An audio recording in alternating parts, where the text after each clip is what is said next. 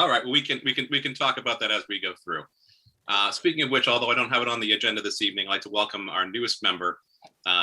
John is coming to us this week. We welcome him to the Finance Committee again, and we look forward to working with you. Well, thank you, Jim. I'm looking forward to being part of this team. Excellent. All right.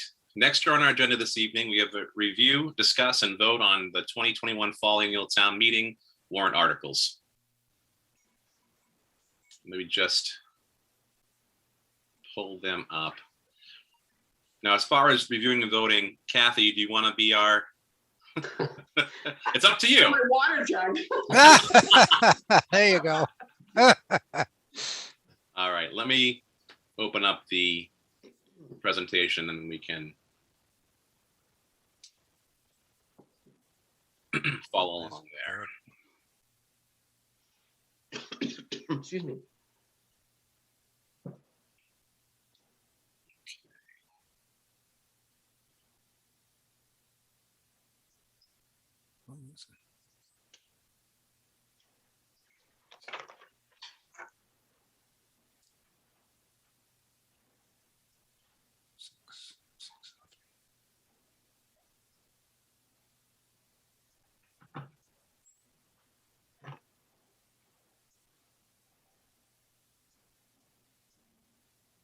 All right, can everyone see? Beautiful. Yes. Excellent.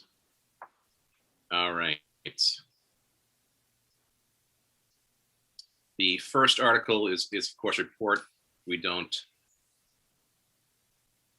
vote on that, nor do we vote on the consent agenda. So our first article that we will vote on is Article 2. I make a motion that we recommend Article 2, that the town transfer $50,000 to the Pine Ridge Cemetery for expansion, drainage work, paving the road, etc. as paid, because you moved ahead, so you can't read it. It jumped there. Hold on one second. Sorry about that. Okay, I'll make a motion that we recommend approval, make a recommendation of approval for Article 2, that the town transfer $50,000 from the sale of graves and lots account to the Cemetery Improvement and Development Fund. And I'll second.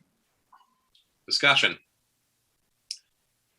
This is a pretty standard article. We heard from John last week. John's here this evening regarding the work that's being done and the work that's planned. It's a transfer over. It's annual article, and no change from previous years. Vote. All those in favor? Aye. Aye. Any nays or abstentions?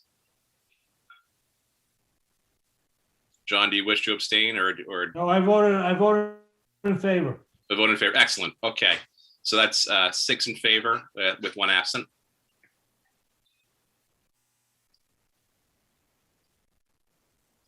Next on the article is Article 3 regarding the Commonwealth Transportation Infrastructure Fund.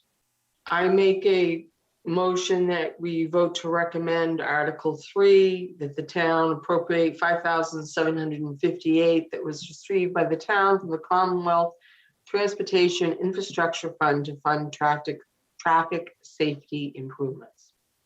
I'll second. Discussion? Standard, straightforward. Yeah, it's and the significant drop from last year's is certainly understandable with the conditions that we were dealing with last year. Although I do wish we got Boston money. All right. All those in favor? Aye. Aye. Aye. Any nays or abstentions? That's 6 in favor, 1 absent.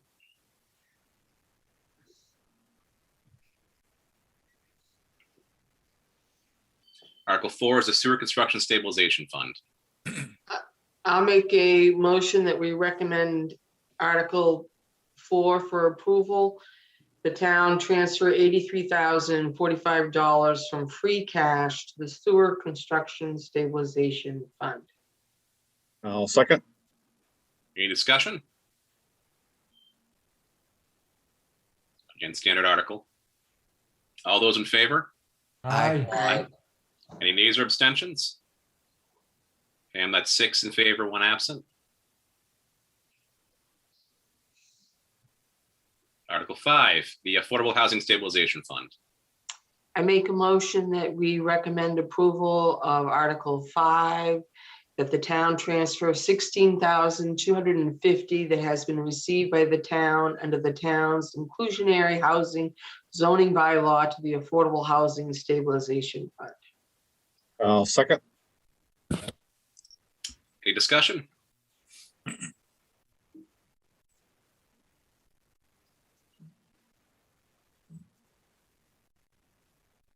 Just seeing the current balance is 625.60. Are there any plans currently for use of those funds, Paul or John? Yeah, Jim, it's Paul Cohen. David Hedison is eyeing these fund monies along with community preservation fund monies if the UMass Lowell West Campus project moves forward, which may be at a special town meeting later this fall. Okay, thank you. All right, any further discussion? All right, seeing none, all those in favor? Aye. Aye. Any nays or abstentions? Hearing none, that's 6 in favor, 1 absent. Article 6, there still remains no action on this one? That's correct, no action. Okay, And do we anticipate any before town meeting? No. Okay. all right, Article 7, unpaid bills from a prior fiscal year.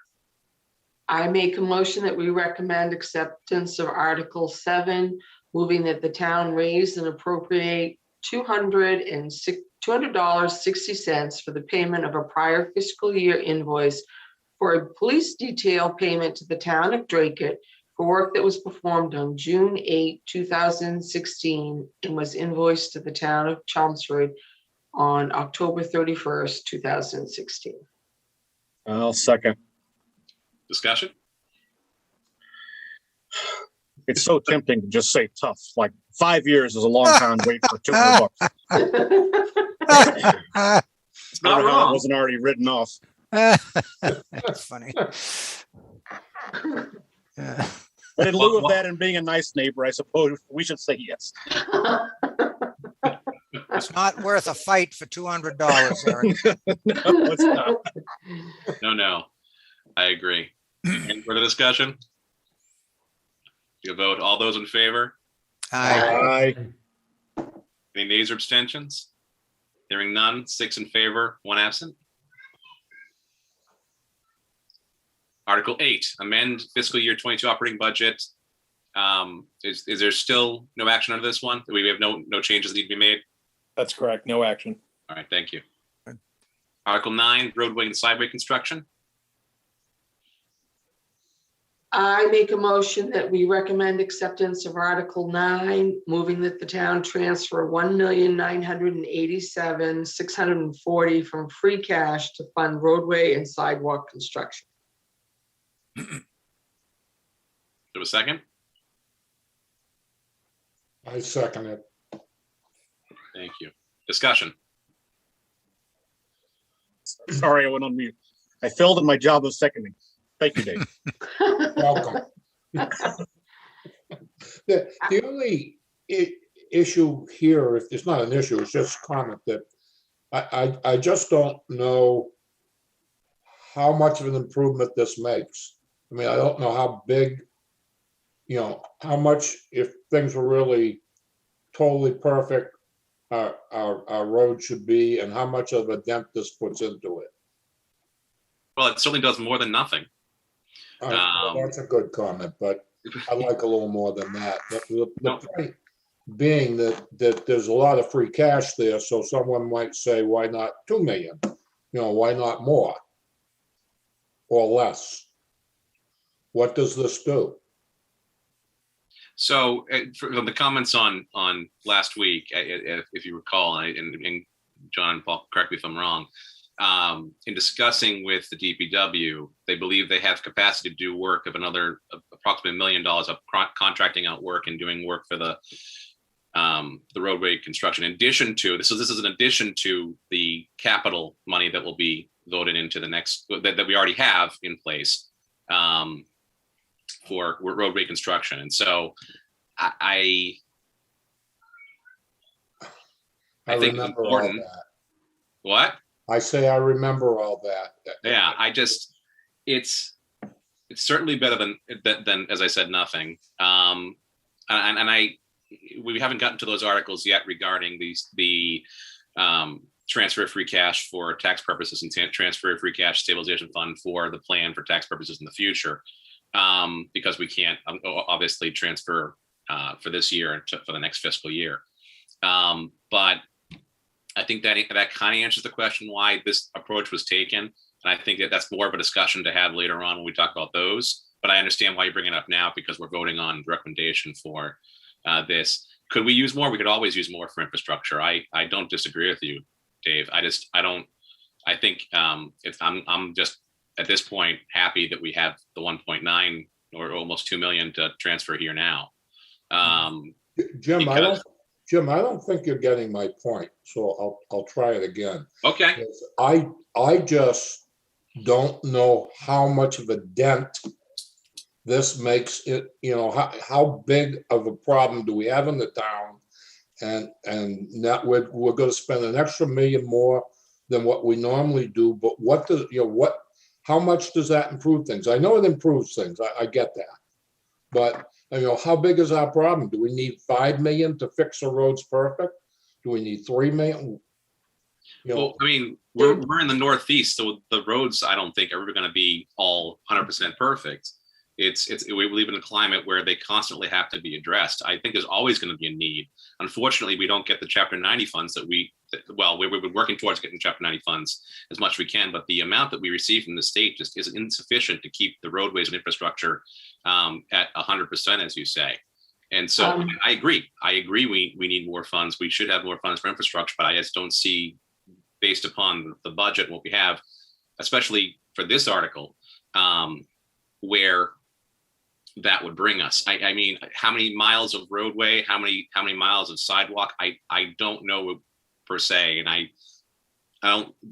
Gary is not with us this evening to tag on to that. Maybe at town meeting when they make the presentation, they could say, based on our, we've had this long schedule. Based on the schedule, these are the streets that can, additional streets that will be addressed with this, or something to that effect. So it clarifies that a little bit, where the money is going to go. I don't know, just food for thought. I know there was discussion at the last town meeting regarding the ability for sidewalks for walkers for the schools, and where there are a lot of walkers for the schools, there was concern over there being the availability of sidewalk for the safety of the students that are going to these different schools. And I know we talked about that last week about looking at that and maybe taking a gander as to how it could be applied that way. But I think I agree, Dave, there's a lot that would need to be addressed, and there's always more improvements that can be made. I mean, we're being happy with this is a amount of funds that we didn't anticipate that we were able to use towards that. I don't know where else. I think that's a discussion for the capital budget and the budget season, which starts in November. Where this is just a free cash transfer, I think it's a good use of one-time funds to apply towards something that needs to be addressed. I think the point, though, of talking to Gary, and maybe this is a request for Paul or John, to, what are they going to do with that? Because again, I go back to the discussion last week. If it's call it 2 million, well, if it was 3, which again is $6 a month for property taxes, it's $1 million, it's $70 a year. What is $1 million? What does $2 million get us in roads and sidewalks? Then it's a discussion of, is that worth $6 a month to people? Just like the fire engine example I gave. So I think kind of putting it in context of what that will do would be more useful than just seeing a number. Yeah, and there is a list. I mean, I have the list, and we even have a map. But we haven't released it for two reasons. One is the select board is going to do traffic listening sessions in the next couple of weeks where we want to get some feedback from the public. And secondarily, we really have never brought to town meeting particular roads and street, paving requests for individual roadways, because then that will be the debate at town meeting. Well, why are you paving First Street instead of Second Street or X and Y? But no, there's a list. I mean, because we foresaw this coming, and just like we have work that we're doing right now this summer that's ongoing now, we have a list for next year, and I have a list of how they would spend another $1 million, and then the other $1 million is undefined. And the reason for that is what happens if your street isn't on the list and you're upset, and then it just becomes a free for all. So again, we want to really get input from the public, which is going to happen over the next few weeks. And then work with the select board and the community over the winter to come forward with the paving and sidewalk plan. That makes sense. I definitely don't want to have a months-long town meeting to talk about which road gets paved. It's more of just, again, is this a mile or 50 miles? Not specifics, just again, put it in context. People might be helpful. Agreed. Any further discussion? Seeing none, take a vote. All those in favor? Aye. Aye. Any nays or abstentions? None. That's 6 with 1 absent. Right. Article 10. There's still no action under this article? That's correct. No action. Okay. Article 11, PFAS remediation. I make a motion that we recommend acceptance of Article 11, moving that the town transfer $600,000 from the free cash to remediate PFAS in the soil and groundwater at the town's highway yard located at 54 Richardson Road. I'll second. Discussion?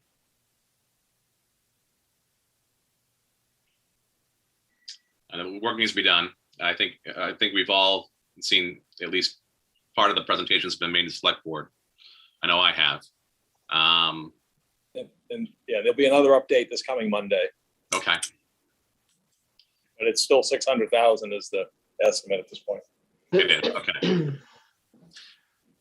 There's no.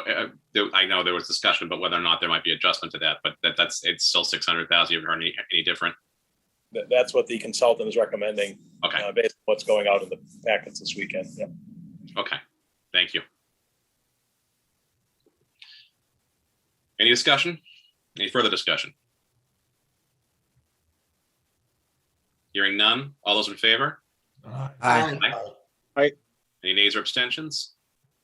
None. 6 in favor, 1 absent. Article 12, Freeman Lake weed control. I make a motion that we recommend acceptance of Article 10, moving that the town raise and appropriate $65,000 to treat non-native invasive aquatic plant species that are threatening the overall health of Freeman Lake. I'll second. Discussion? It's a problem. It certainly needs to be addressed.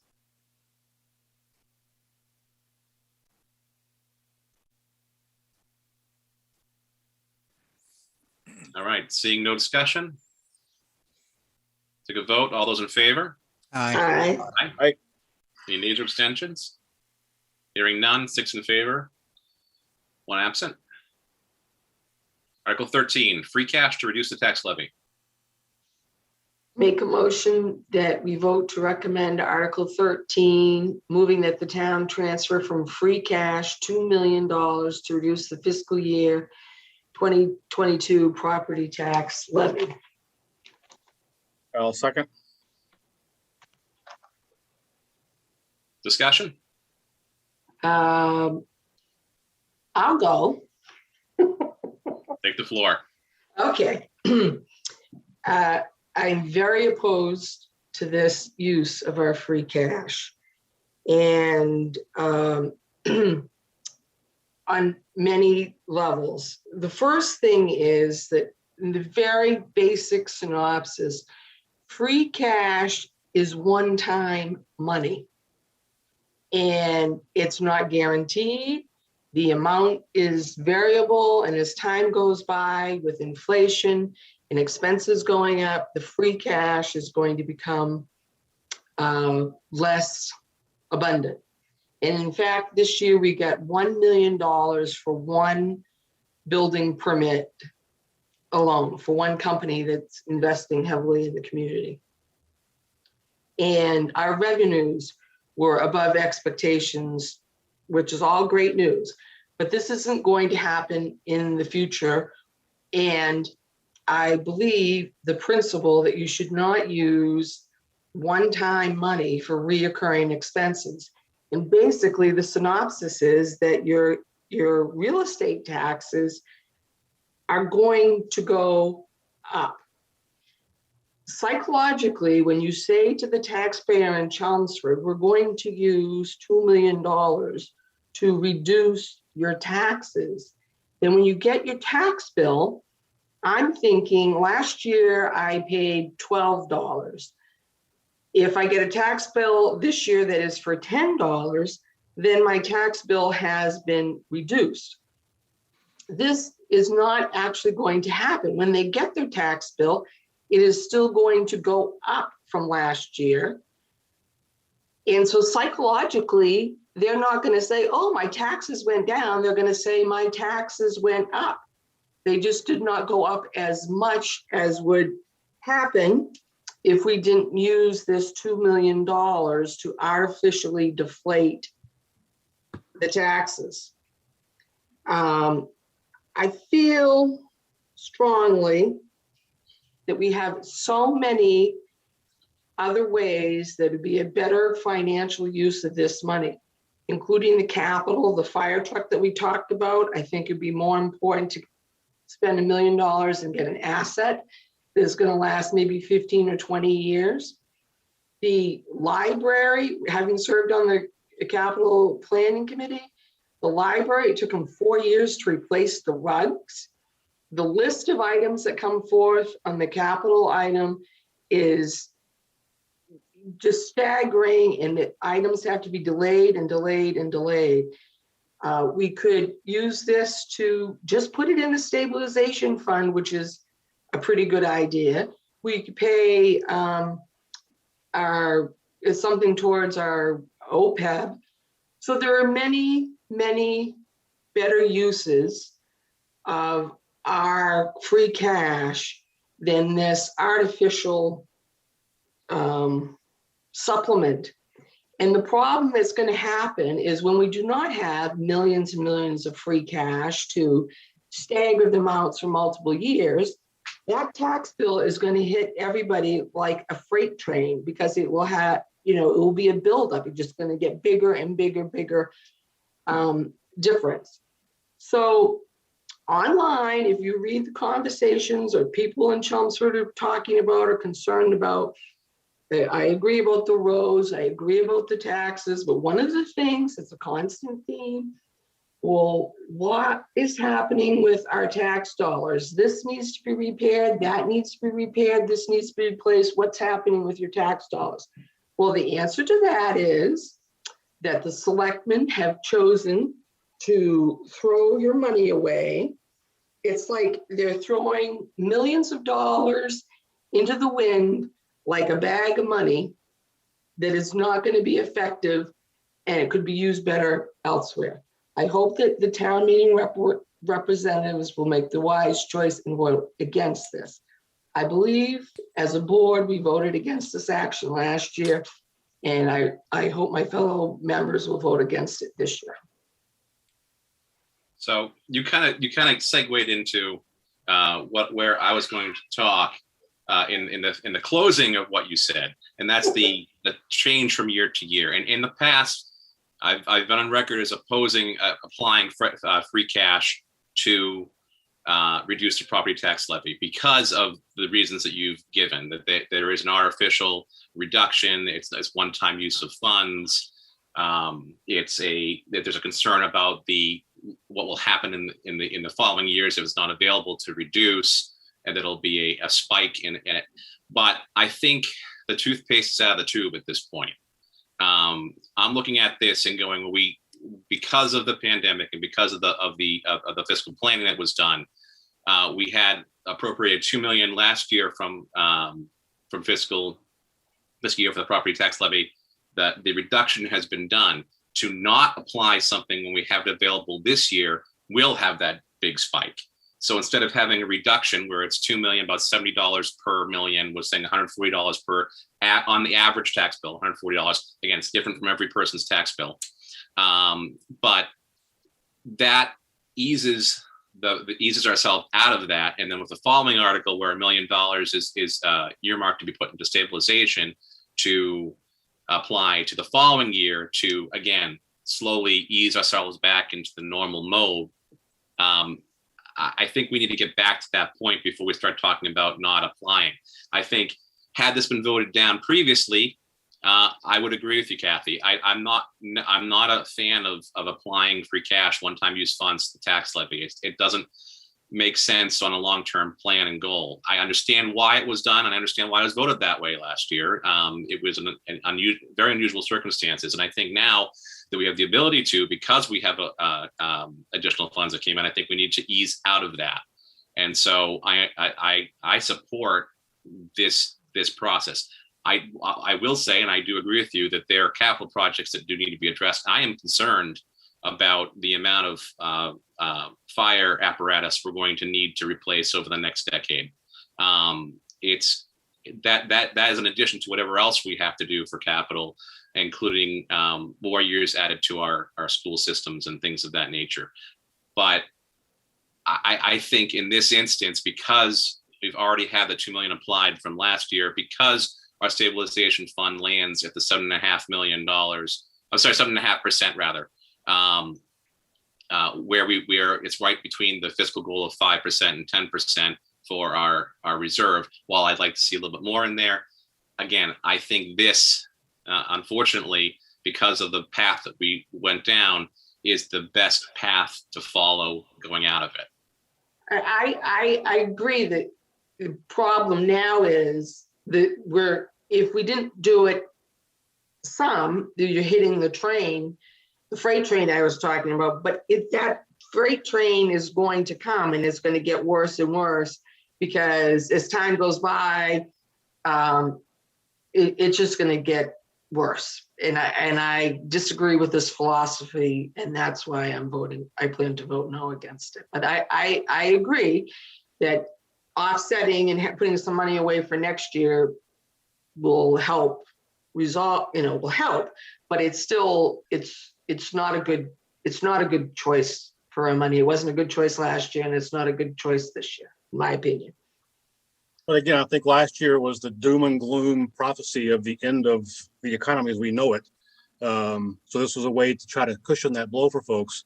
There's so much money just sloshing around in our country from the federal government, as we've seen in our revenues. Again, building permits, motor vehicle, it's everywhere. So I disagree with the fact we did it last year, so we have to do it again. I would echo almost all of what Kathy said. I went to the part about seeing what's on social media, because that's the end of the world if you go on social media. That's why I avoid it. So I don't know what they're saying online. I don't care. Whether you buy a fire engine, I mean, there's a multi-million dollar OPEB liability out there. I would much rather see it go for something like that, or even just go in the stabilization fund. Again, the rainy day will come. It didn't really come this year or last year, even though it was expected because of the pandemic. I'm on Kathy's side with this argument. She said a lot of what I would have pointed out as to why. Just to add a little bit to it, you almost jumped to the next article. We're going to put $1 million into the stabilization fund earmarked for tax reduction, which is just really solidifying that the stabilization fund, is going to be used on multiple occasions to lower the tax rate. And I think that precedent is dangerous. because it creates an appetite. I agree. But while it creates the appetite, I think that's not what the plan that's been presented to us. It is a path out from this adjustment last year. And while I agree, I think that unfortunately the precedent has already been set, guys. We had a reduction last year by 2 million to the tax levy in this form. We're dealing with a way to cushion the transition out of. Does it leave open the possibility that next year there might be more free cash than maybe another attempt at to bite at the apple? Yes, it does. But I'm much more comfortable saying no to that next year after using funds that have been put away than to have a large spike this year and then to go in a different direction.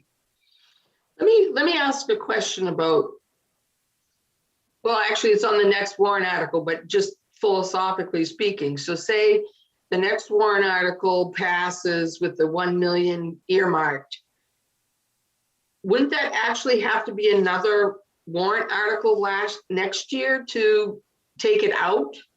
They would have, so next year there would have to be a warrant article that would withdraw from the stabilization fund. So theoretically, if we're in a position where, you know, we don't have the growth that we had the other year, there's other funds available, that money could stay in the stabilization fund or be used for something else. We aren't required to use it from the stabilization fund. In fact, we can't say, hey, this money is for that. What we can do is put it away with the plan to use it. But there would have to be another vote to remove funds from the stabilization fund. Once the stabilization fund, I believe it's a 2/3 vote to remove it from the stabilization fund. Yeah, okay, so I just clarifying that, like you said, next year they would have to have an actual vote to take it out, to do that, to do the tax. Or if there's another large free cash number, which we don't anticipate, but we didn't anticipate this year's either, free cash could be earmarked and the stabilization fund could be untouched or used for something else. Okay, thanks.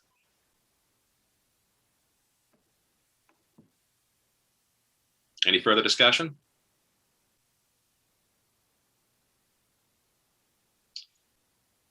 Seeing none. I just want to make one point. Sure. I agree philosophically with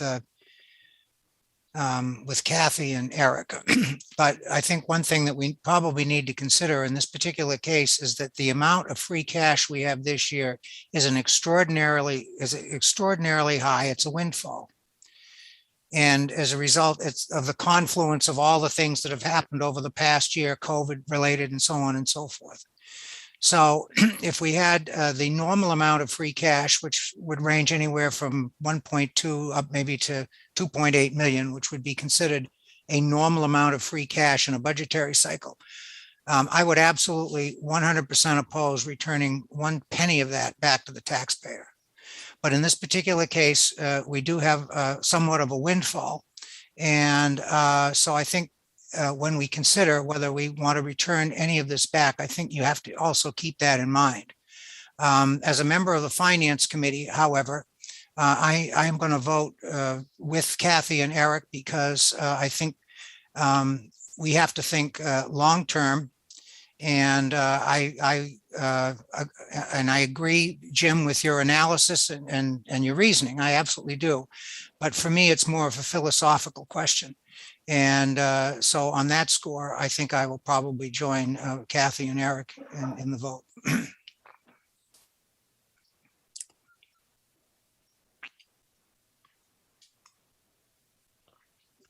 Any further discussion?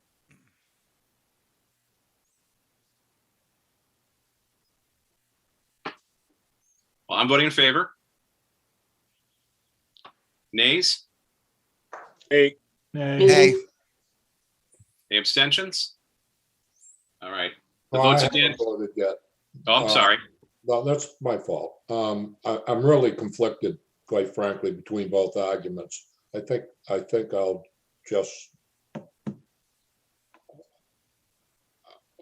I'll go along with this.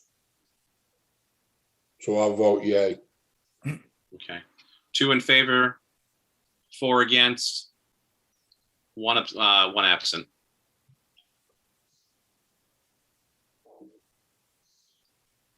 Article 13, free cash. Oh, sorry. Weird that. No, we've been there. We've done that. We've done that. Article 14, free cash to the general stabilization fund. I'll make a motion that we recommend approval of Article 14, moving that the town transfer from free cash $1 million to the general stabilization fund. I'll second. Discussion? I'm fine with this as long as it doesn't say it's earmarked for something. Agree. Agreed. It can't say it's earmarked for something. There can be a plan in place, but as a policy to try to address something, but you cannot earmark the stabilization funds. That would defeat the purpose. Yeah, it's not a special purpose stabilization fund. It's a general stabilization fund, so it's not earmarked. My only suggestion would be in your vote and in your recommendations, given your previous vote in the previous article, you may want to have the vote be 1 million or whatever amount may be available at that time to the general stabilization fund, just because in the event that, we want to put whatever's left into the stabilization fund. So that's my only suggestion. Do you want me to change my motion? Yeah, if you could amend your motion, Kathy. I will amend my motion recommending that we recommend approval of Article 14, moving that the town transfer from free cash 1 million or the appropriate funds. Appropriate remaining free cash funds. Remaining free cash, the general stabilization fund. I'll second that. Discussion. I'm all in favor of putting funds into the general stabilization fund. I mean, I think chasing after that elusive AAA bond rating is, it's nice for it to be there, but I think at AA plus, I think we get good borrowing at that level as well. Yes. But one thing that's always brought up is the reserve funds that are available, and putting money into the general stabilization fund for that purpose alone, I think is a good idea. So whether it be the $1 million that is in the current plan, if Article 13 were to be successful, or if it were not, to put the 3 million in, I think is a sound policy.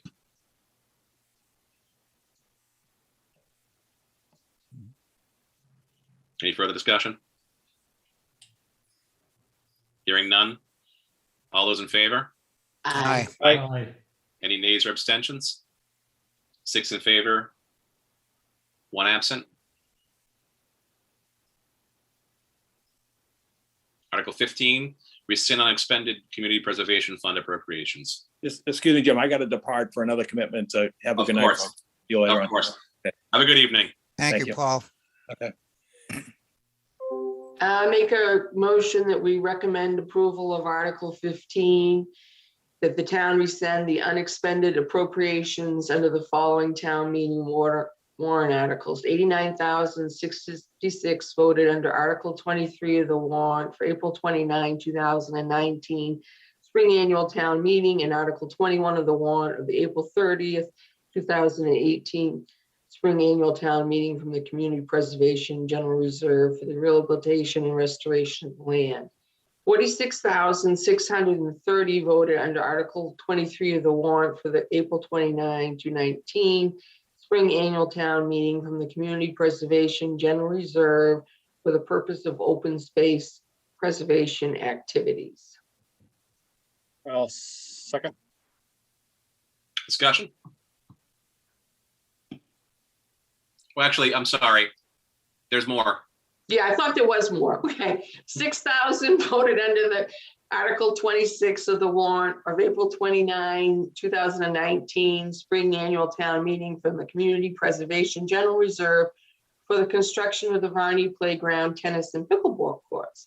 3,500 voted under Article 15 of the warrant for the October 15, 2018 fall annual town meeting for the Community Preservation General Reserve for the Fairview Cemetery Wall Restoration. 200 voted under the Article 22 of the warrant of the April 30th, 2018 Spring Annual Town Meeting from the Community Preservation General Reserve for the restoration of the stage at the Chelmsford Center for the Arts, and to return unexpended funds to the Community Preservation Reserve Fund. Is there more or is that it? No, that's it. Hold on. Yeah, that's it. It's enough. I'll second. All right. I think that Darlene did an excellent job of explaining where these funds were coming from and why they were coming from them. If anyone has a question about them, they can certainly go back and look at our meeting from last week. I have nothing else to say. I agree with that. That I have nothing else to say, or that it was a good. I agree. I'll agree with both things. All right. Hearing no further discussion, all those in favor? Aye. Aye. Any nays or abstentions? I abstain. All right, John, thank you. So 5 in favor, 1 abstention, and 1 absent. Article 16.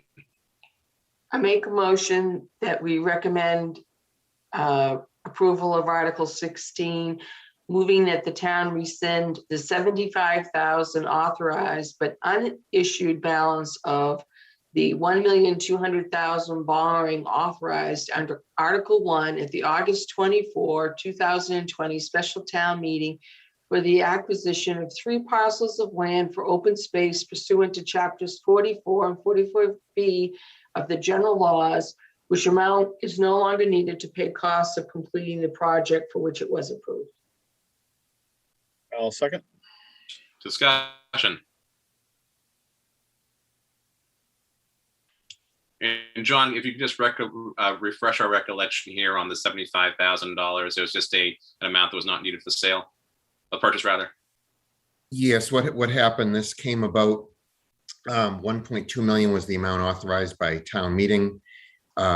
We were able to pay it. There was a $25,000 down payment that was due to the previous owners. We were able to pay that out of a cash account in the community preservation fund, so we didn't need to borrow for that. And then we had budgeted amount for survey and appraisal costs, and those came in lower than what we anticipated. So that's the reason for the savings. Excellent. Thank you. Any discussion? Any further discussion? All those in favor? Aye. Aye. Any nays or abstentions? I abstain.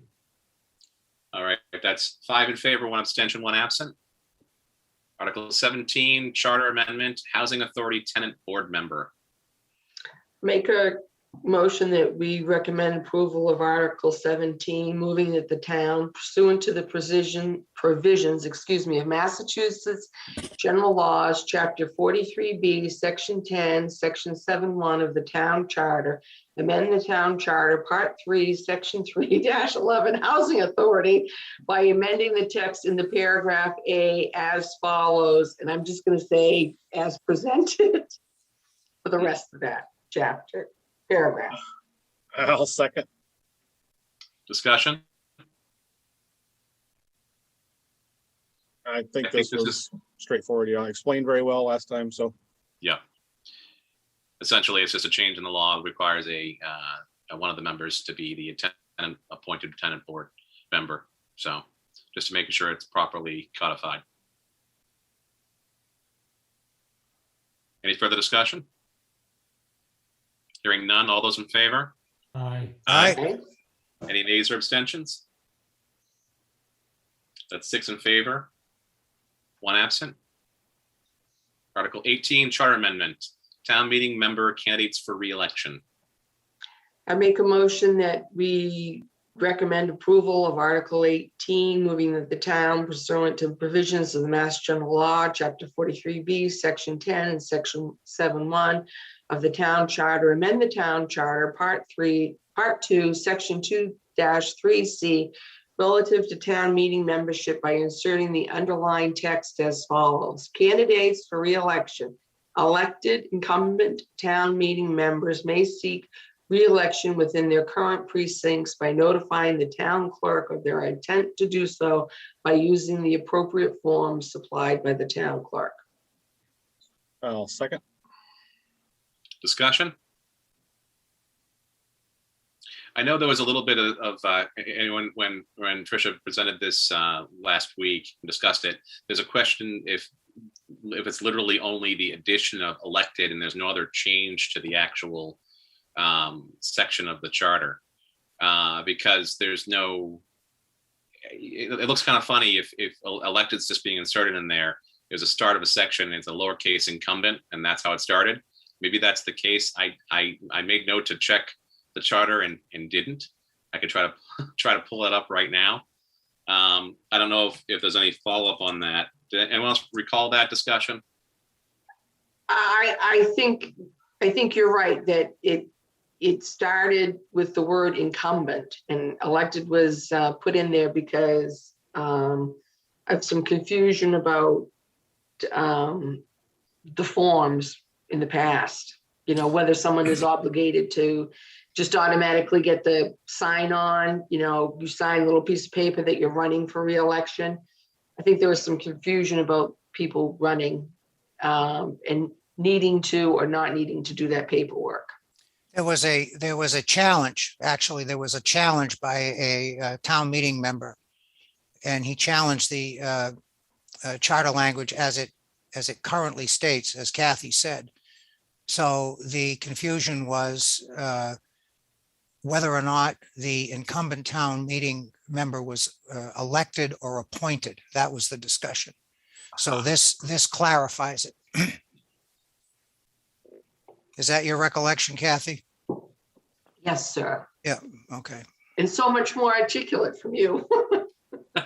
Well, having spent 13 months on the Charter Review Committee, I think I probably know a little bit about some of the history of the charter anyway, so. One would hope. I hope so. All right. Any further discussion? Hearing none, all those in favor? Aye. Aye. Any nays or abstentions? That's 6 in favor, 1 absent. Article 19, Charter Amendment.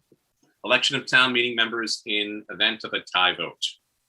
I make a motion that we recommend approval of Article 19, moving that the town, pursuant to the provisions of Mass General Law, Chapter 43B, Section 10, and Section 7-1 of the Town Charter, amend the Town Charter, Part 2, Section 2-4, relative to election, by amending the text in the second paragraph as follows.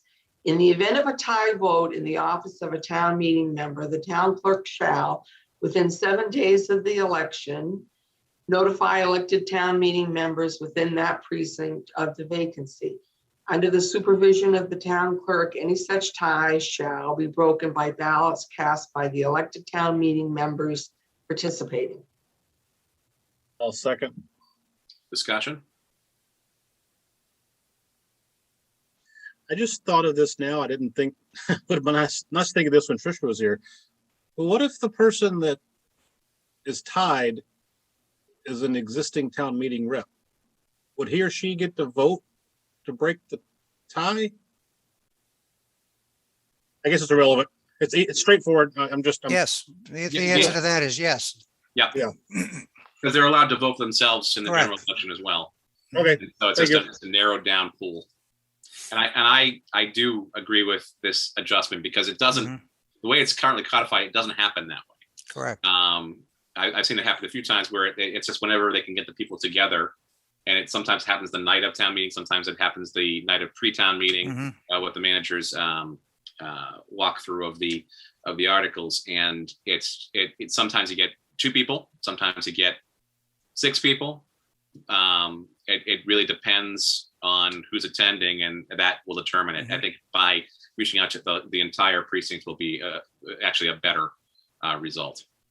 I've been a town meeting rep for at least 15 years, maybe more, I don't know, but I've never once voted for to fill the spot. So I think by sending out a piece of paper or a ballot or whatever, that's much more I think it'll result. accurate. Yeah, I think it'll result in a better outcome. Any further discussion? Hearing none, all those in favor? Aye. Aye. Any nays or abstentions? That's 6 in favor, 1 absent. Article 20, charter amendment, filling, oh, wait. Oh, yep, no, Article 20, charter amendment, filling town meeting member vacancies. Make a motion that we recommend recommend approval of Article 20 and moving that the town pursuant to the provisions of Mass General Law, Chapter 43B, Section 10, Section 7-1 of the Town Charter, amend the Town Charter, Part 2, Section 2-5, relative to vacancies by inserting the underlying text as follows. Filling vacancies. Any vacancy in the full number of town meeting members from any precinct shall be filled by the person receiving the highest number of votes among the defeated candidates at the last election. In order to be eligible to fill a vacancy, a write-in candidate shall have received at least 10 votes in the most recent election. In the absence of such candidate, the vacancy shall be filled until the next annual town meeting by the remaining town meeting members of precinct from among the voters in said precinct. Second. Discussion?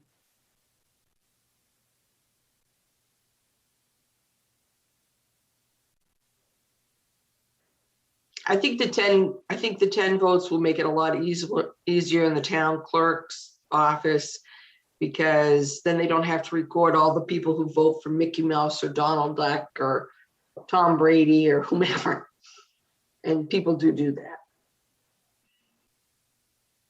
So. I'd like to, may I just clarify that? And Kathy, I'm not sure, it may be clear in everybody's mind, but I would just like to emphasize that this particular section of the charter has nothing to do with the general election itself and what happens. This only pertains to the filling of vacancies. This is a post-election article, okay? So if you vote to make this change, it does not change, it does not act to require a minimum number of votes for a write-in candidate in the general election. This only applies to filling of vacancies post-election. Are you with me on that? Let me see. I am. I guess I thought you had to get at least 10 votes is what I was. No, this only applies to filling of vacancies, which is a post. Really what the text of this really applies to the reserve list. Okay. So you have an election, you have write-ins, okay? And a write-in candidate gets elected to a town meeting or does not get elected to a town meeting seat. Then after the election, a vacancy occurs in somebody drops out, they move or whatever happens. Okay, so now there's a vacancy to be filled. So that's when this section kicks in. So what they're saying here is, in order to fill that seat post vacancy, a person who was defeated in the last election as a write-in candidate needs to have a minimum of 10 votes. That's what this article is doing, okay? So I think that's kind of what you were saying, Kathy. But I guess what threw me off was the Mickey Mouse and Donald Duck thing. I think you were saying that it makes the job easier for and correct me if I'm wrong. Yeah, because I thought they had to, if you didn't have this 10 vote thing, I thought they had to keep the records of all those 1 and 2 votes. So what they do have to do is they do have, yes, Yeah. correct. And I think that's what you were saying. Right. I think the Donald Duck and Mickey Mouse thing kind of swerved in a different direction. Yeah, that's but and I'm people sorry, do- I picked up on that, Kathy. So if I inferred a meaning that you didn't No. mean, But then I apologize. No. The people do write in for town meeting reps. Yes, they do. Crazy names. So anyway, I guess I just thought that it would help them in their paperwork. They don't have to retain those crazy names. Is it feasible that there would be nobody with 10 votes? Yes, and Oh, so yes, it happens all the time, Dave. And then what do you do? So the final sentence in the article that's already there, Dave, addresses that. In the absence of such candidate, the vacancy shall be filled until the next annual town election by the remaining town meeting members from the precinct. So much like the previous article, there would be a ballot sent out. They would go and you would choose someone from that precinct to serve in that position. Someone would usually, what usually occurs, what's happened in the past is someone that's either served as a candidate before or someone that's interested in serving in that position but didn't run for the general election. And someone's aware of that, they'll say, hey, how about this person is presented to the rest of the precinct? They vote on that person, and they don't have a letter that says they're going to be reelected because they weren't elected in the first place, but they serve in that position until such time as the next election occurs. Correct. Correct. It also, to expand on Kathy's point a little bit, there's also a problem with the one vote write-ins. You might have 5 or 6 people that have one vote. And so under the law, that is a no vote situation. But to Kathy's point, the way it is now, the town clerk still has to keep them on the list as reserve candidates. And it could be that those folks, somebody may have written them in and without even them having any knowledge of it. So every time there's a vacancy that, and if it gets down to the one voters, the clerk has to poll each one of those people and go, and this eliminates that requirement. So I think it adds a little bit more seriousness to the status of a write-in vote. I think that's another benefit for this particular article. Any further discussion? All right, to vote. All those in favor? Aye. Aye. Any nays or abstentions? Hearing none, the 6 in favor, 1 absent. Article 21, General Bylaw Amendment, Prohibition of Meetings during Elections. I make a motion that we recommend approval of Article 21, moving that the town amend the town code by adding a new section to Chapter 106, Officers, Board, and Committees as follows. Section 106-8, Prohibition of Meetings during Elections. No multiple member body of the town shall conduct a meeting during the election hours of a municipal or state election that is occurring within the town. I'll second. Bless you. Bless you. Let's do. Thank you. Discussion. So I'm with the intention of this article. I don't think it is written well. And for that reason, as it's written, I'm going to vote no, because it really does prohibit any meeting from any body during early voting, during any time when there's voting hours. The way it's written, it would prohibit meeting during that period of time. I don't think that was the intent. But unless it's cleaned up for town meeting, I'm going to oppose it as it's written.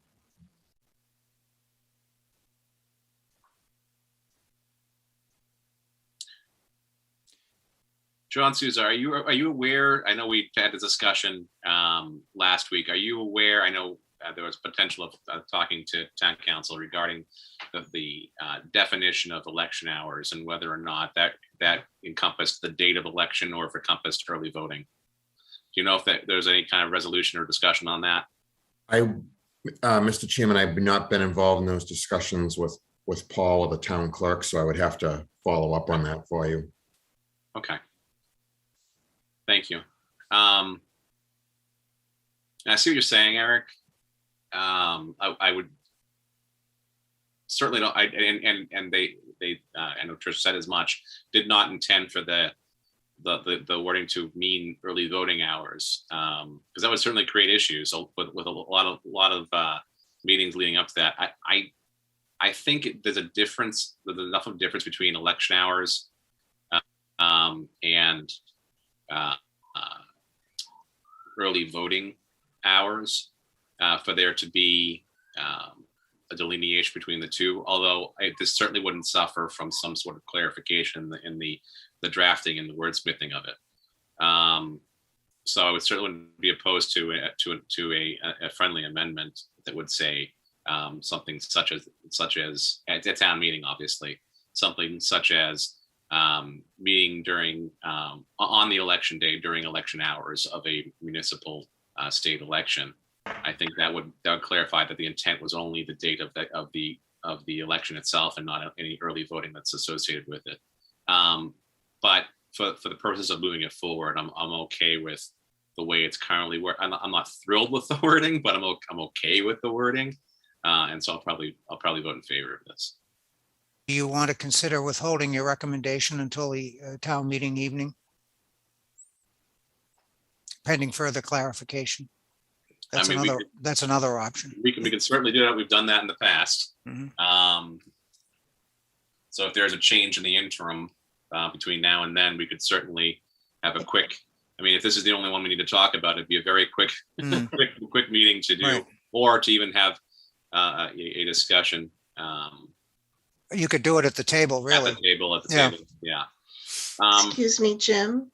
Yes, It's Virginia. May I offer something? certainly.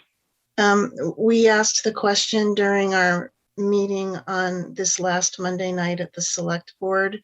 And Paul was going to go check, but he did offer that he thought that the word election took it outside of any concern of early voting hours because there's only one election day, but he was going to go verify. That was my understanding. Okay. I thought that I know there'd been some sort of discussion. I wasn't sure what the outcome of that was. Thank you. But there is no, I don't know of an outcome yet. He was going to have it prepared for Monday. Okay. So then I'm actually okay if we want to withhold the recommendation until the night town meeting on this particular article. That makes sense to me. There's additional clarification potentially coming. That sounds good. All right. So we'll put that on the table, a recommendation on the table, and if it's not taken off by the end of our meeting, it will die on the table, and we'll withhold a recommendation until that night. Okay, thank you. Article 22, general bylaw amendment, demolition delay property inventory. I make a motion that we recommend approval of Article 22 submitted by the Historical Commission, moving that the town amend Chapter 16 buildings, demolition of the town code by amending the text in Section 16.2, paragraph B as follows. And I'm going to say as presented. I will second that as presented.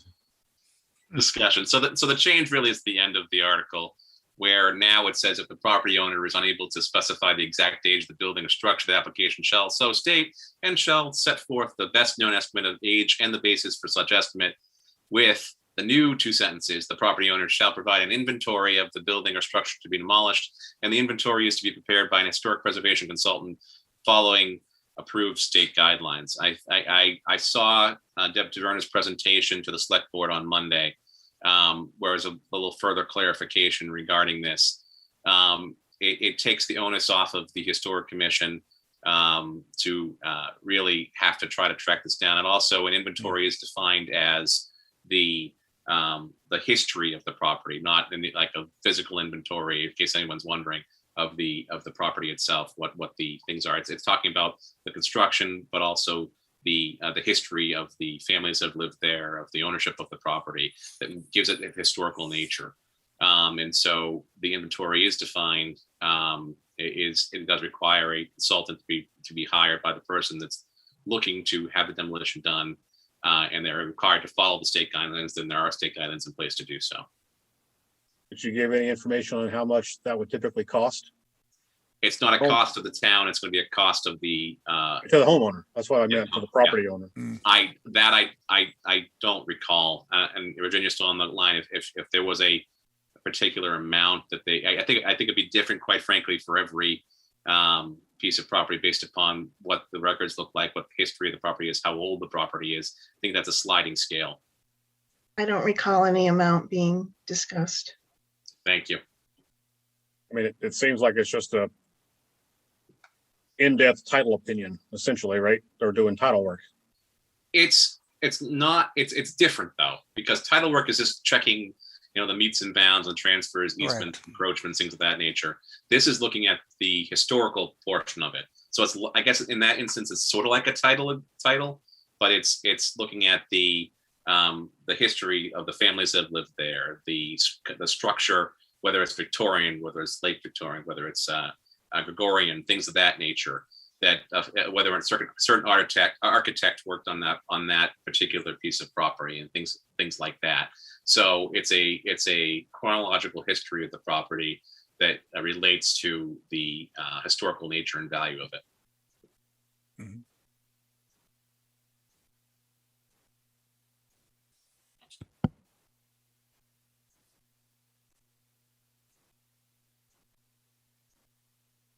I think it gives a little bit more oomph to the.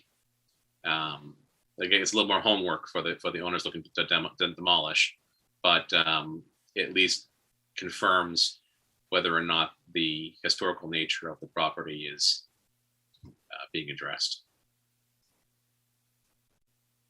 I'm okay with this. Mhm. Any further discussion? Hearing none. All those in favor? Aye. Aye. Any nays or abstentions? No, I vote no. Vote no. All right, 5 in favor, 1 against, 1 absent.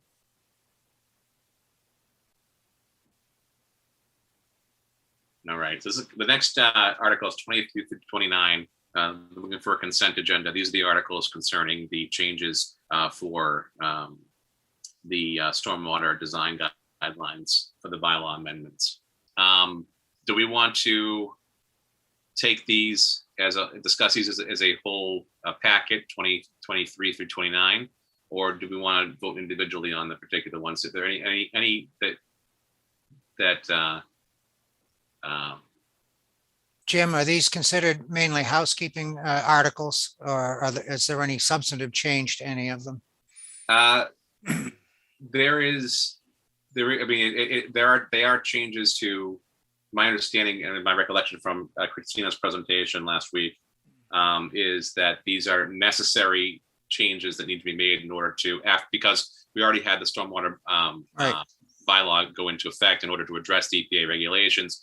Now it's a further discussion to make sure that once we've been approved at the state level for that change, now it's going in and making sure we're meeting the guidelines that are in place, and also referencing things like the DPW guidelines that give further, really specific directions as to what the construction requirements are for these separate items relating to stormwater. Okay. So in that sense, I think it's a little bit of housekeeping, but I know at least there were a couple of questions that we had last week on Thursday night regarding Article 28. one or two of the articles. I think was it 28? 28. Yeah. Yep. Okay, well then in that case, why don't we go through article by article, and then we can address that one when we get to it individually. Okay, Sorry, Kathy. it's all right. Don't worry about a thing. May I recommend as presented? Yes, I you think go. that sounds like a good idea. I recommend approval of Article 23 as presented. I'll second. Any discussion? I know we talked about whether or not encourage versus require. I think at this point, I've heard it twice. I went and saw her presentation again on the select board. I think at this point, because the exorbitant costs, and because there are times when you can't simply provide the ability to do what you need to do with low impact development in certain locations, based upon setbacks, waterways, things of that nature, I think that the encourage makes sense. Any further discussion? Hearing none, all those in favor? Aye. Any nays or abstentions? Hearing none, 6 in favor with 1 absent. Article 24, zoning bylaw amendment, stormwater design guidelines. I make a motion that we recommend approval of Article 24 zoning bylaw amendment for stormwater design guidelines as presented. I'll second. Any discussion?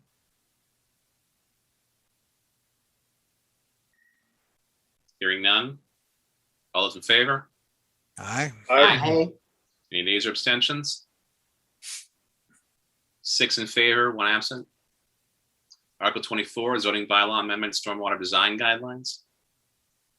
Didn't we just do that? Well, we Oh, just- sorry, I apologize. You're just checking me. Yeah, you're paying attention, Kathy, you got me.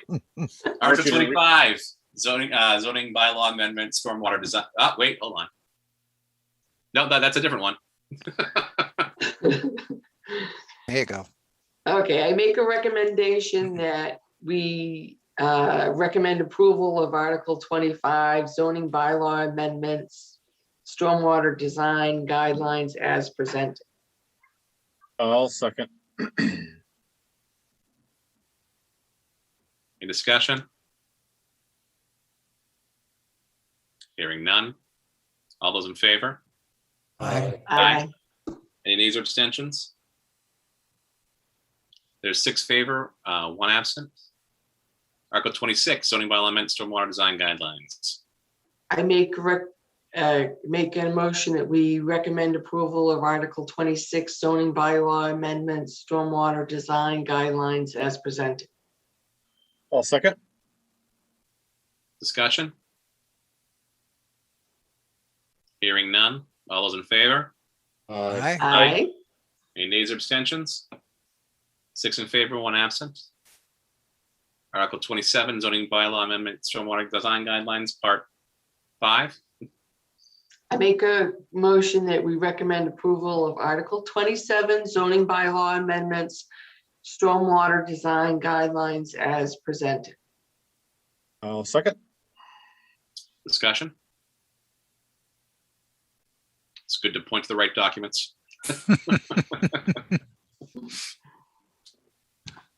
Any further discussion? Hearing none. All those in favor?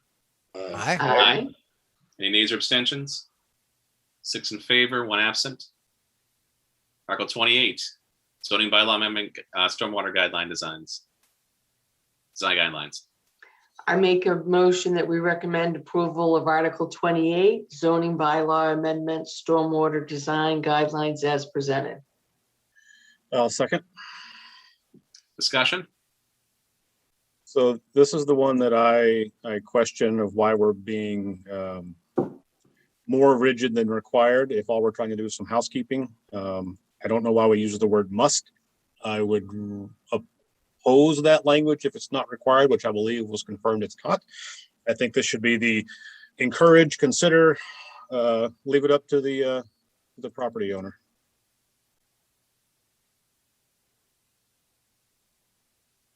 I know this was on the agenda for yesterday evening for the planning board. I don't believe there was a change to the language in any discussion. I don't know, John or Virginia, if you're aware of any change to the language. I know we brought it up. The planning board voted in favor of all of these, 7 in favor, no objections, and 1 absent. Okay, so there was no, they obviously then there was no change to any of the language in that. Correct. Thank you, Virginia.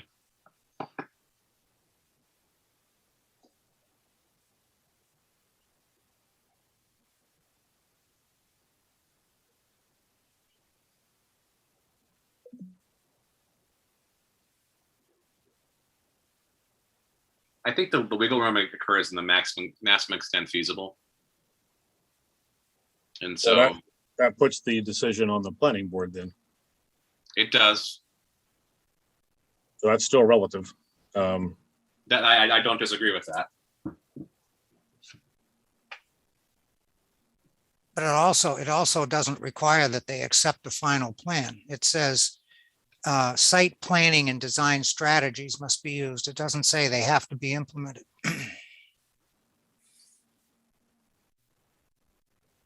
That's also true.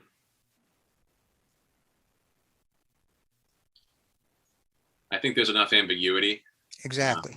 to allow for flexibility. Exactly. Any further discussion? Uh, I still disagree. When I see something that says must be utilized, I don't see that as very ambiguous. So I'm still opposed to this. I look at must and then I look at shall and I look at must, shall. So May is a better word. I get it. I know. I get it, Eric. I agree. It doesn't tweak me as much, I guess, and so I'll likely vote in favor. But I understand. Any further discussion? Hearing none. All those in favor? Aye. Aye. Nays? Hey. Abstentions? I'm gonna abstain because I'm kind of borderline on how I think, so I'm just gonna abstain. Okay. So hold on. Gotta do a little math here. 4 in favor, 1 against, 1 abstention, and 1 absent.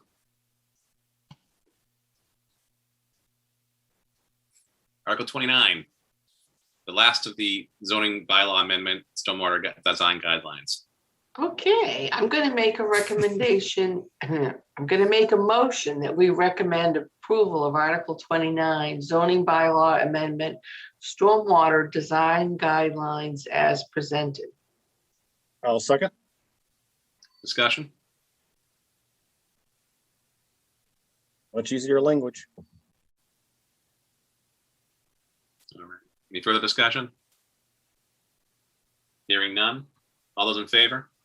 Aye. Aye. Any nays or abstentions? 6 in favor, 1 absent. Article 30, Dunshire Drive easements. I'll make a motion that we recommend approval of Article 30 Dunshire Drive easements as presented. You don't want to go through all those different parcel IDs? Got an easy cop out now. I'll second.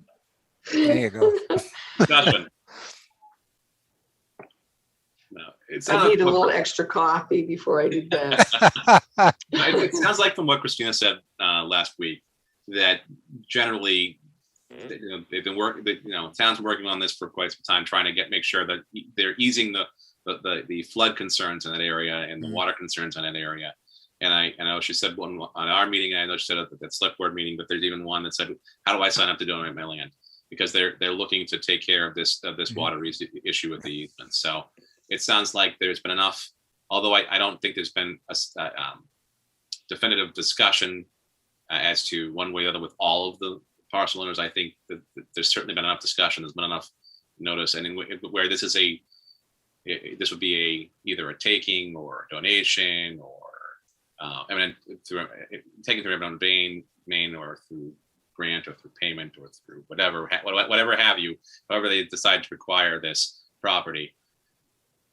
It solves what has apparently been an issue for some time.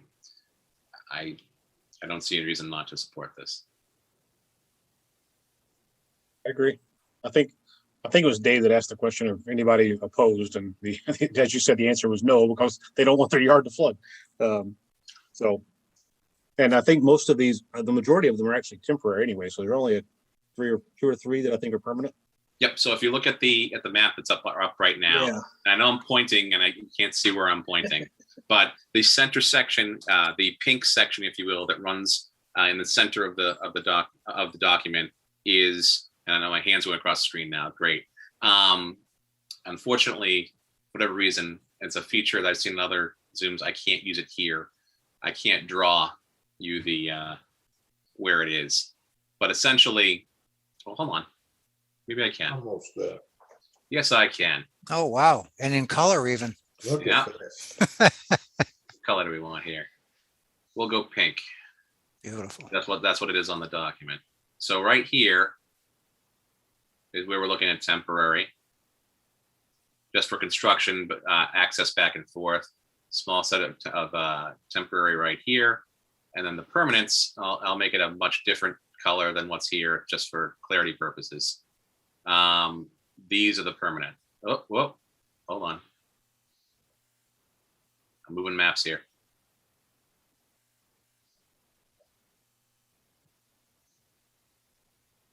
So right there, there, there, little sliver there along the corner. There's one here, here, here, and here. Because the map moved, the center pink's off now a little bit, but green is where the permanent easements are. The rest of any color that you're seeing is just a temporary easement. So there's small slivers here and there. The largest section is over here.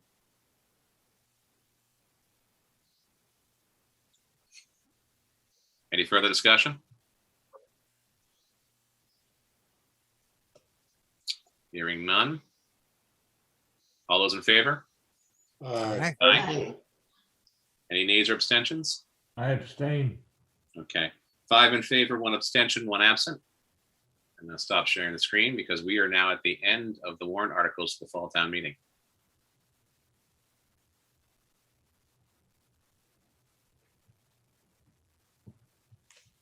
Nice job, Mr. Chairman. Oh, thank you. We're not done yet, though. On We're the almost done. on the warrant articles. With an assist to Kathy. Oh, absolutely. And Eric. Absolutely. All right, so let's just pull up our agenda here. So now it's time for discussion of future meetings, timeline for Finance Committee warrant book production. So this is where Pam usually pipes in.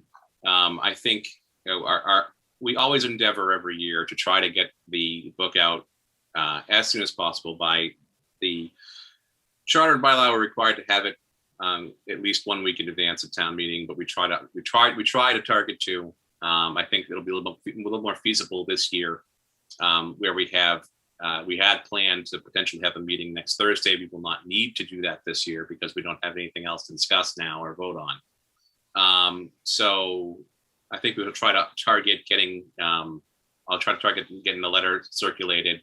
And for our new members, although you probably are already aware, what we do is we circulate I do the initial draft of the letter based upon what we've discussed this evening and our votes that we've taken. We go and I send around a introductory letter with the explanation of each article we go through. Pam puts together the lion's share of the actual articles, along with any of the additional documentation regarding how votes are done, how procedure is done with the town meeting and things of that nature. Is there any particular presentation or map or anything that someone thinks that we should include that may not get into the first draft, certainly reach out. And then if you have a strong position on a certain article, I would ask those that voted against the levy to give me a blurb as to why they voted against it, so I can include that in the discussion. I'd also ask Eric if you just give a quick, synopsis of the one that you voted against on Article 28, just to include that as well.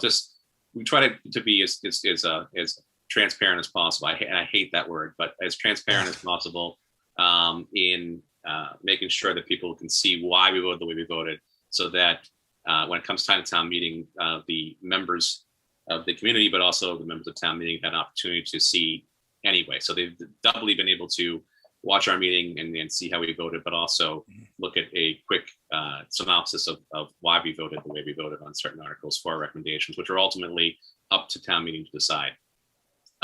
So I think timeline, the absolute last date, Pam, and correct me if I'm wrong, was October 5th to get the everything finalized, uploaded, and over to the printer. Right. Yeah. Basically, I think it's honestly in your hands in terms of when you get the letter to me. I can be ready in about a week. So. No pressure. No pressure, huh? All right. That's fair. So we'll look to get that circulated and get that together. I'll look for the emails on that, and we can get that all set for our fall town meeting. As far as future meetings, I know there's been a lot of discussion about the property over on Princeton Avenue, the old UMass Lowell campus that's now been purchased and they're working on development. I think they're still trying to get in for a special town meeting in November. That although the timeline is a little bit more complex with that, because there has to be planning board sessions, and there has to be public sessions regarding anything that's presented to them for that property. I do still think it's something that's feasible. I don't know anything more than that, other than to say that we may be meeting again to have a vote on a special town meeting warrant sometime in November. It will definitely be post October 18th fall town meeting, because the timeline does not allow for, with the notice requirements, I believe it's 1 month for an article like that to be presented. But just keep in mind and keep an eye out for emails after we're done the warrant book.